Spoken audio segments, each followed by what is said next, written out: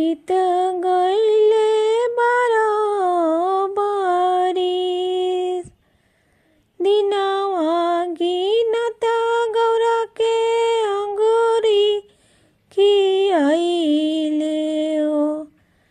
बीते बटिया जोहत डरे लोर।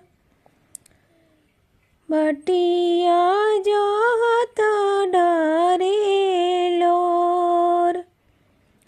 12 बरिस पर शिवजी लौटले।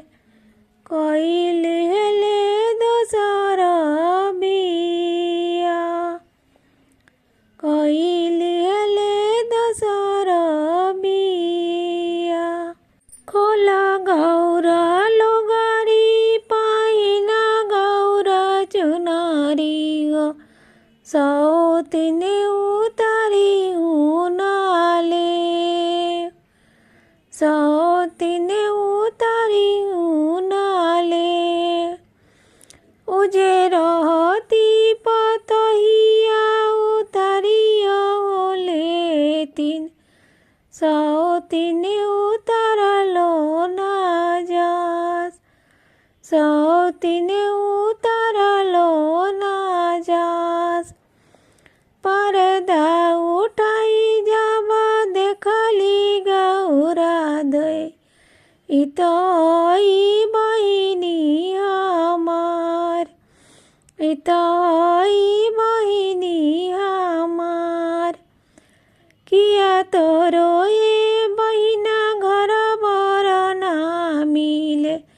मोरा पीठे धरलू अंगार। मोरा पीठे धरलू अंगार। धारी पैसी भी बहिना गोबर कड़ियाओ। शिवजी के से जड़िया जानी जाए। शिव के से जड़िया जानी जाए। शिवजी चलले पूरबी निजियाओ। बीत गई